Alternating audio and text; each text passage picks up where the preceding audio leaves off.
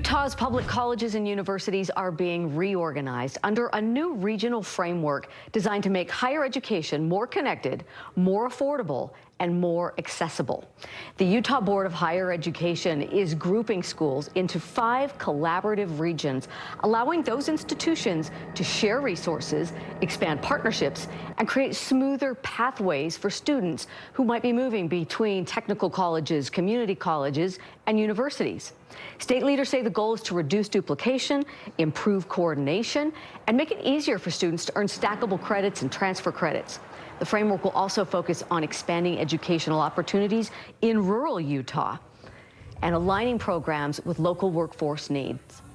Now, to talk more about what this means for students, families, and Utah's higher educational system, we're joined by the Commissioner of Higher Education, Jeff Landward. Thank you for being here. My pleasure. There's a lot to unpack here, and I'd like to focus on what this means from a student's perspective. So let's start with one of the first things I noticed that you're doing is you're integrating admissions. So if I'm a student, does that mean one application will go for all of the institutions in Utah? Well, exactly. I mean, applying and waiting to understand if you're going to be admitted into an institution, in our view, is a barrier to entry. What we would like to see is if you're entering one of our institutions like Solid Community College, for example, that your admissions means that you already have admissions decisions that are made at the University of Utah. So if you decide to complete your degree at Solid Community College and transfer, or even do a semester and transfer, that it becomes seamless. There is no second application, there is no transfer, that's already been built in so that you just move right through and that they're ready for you because they've already planned for you to come.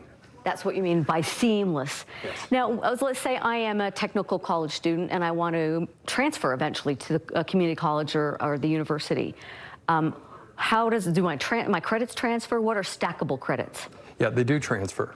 And that's the wonderful thing about being in a system of higher education, is we have our technical colleges starting to plan their offerings, and then our institutions that offer degrees, like a Weber State University, for example, can work directly with Davis Technical College or Ogden-Weber Technical College and say, we're going to pre-plan what credits will come if you get this certificate at one of these technical colleges. And that would give a boost to that student working towards their associate degrees, sometimes in some cases a full semester or a year of credit that they've already earned that is meaningful credit, not just credit that is a number now in their transcript, but this is credit that moves them faster towards graduation.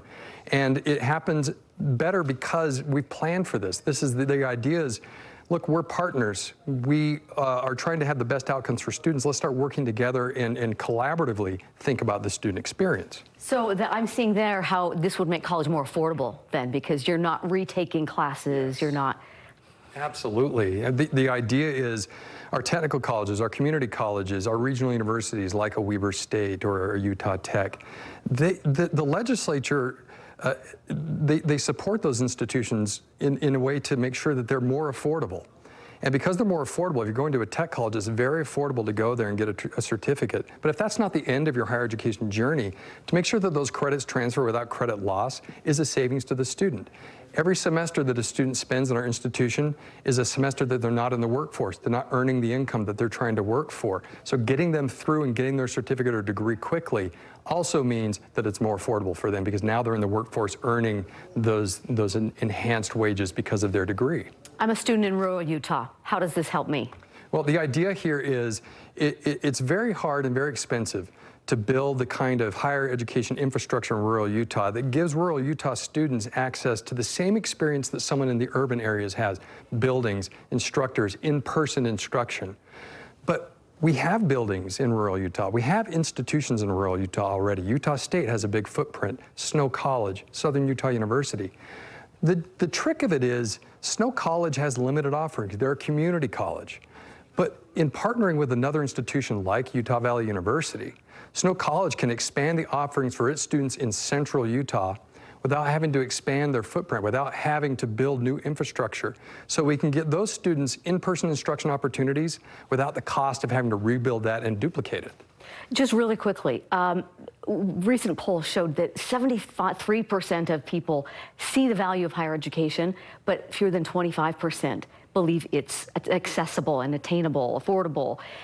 This overall looks to address some of those. It absolutely does. The reason why people are questioning, can I afford it, is it valuable, is because we have not done a good job of making sure that they have entries that are affordable, but then that affordability carries with them as they go through institution to institution, experience to experience.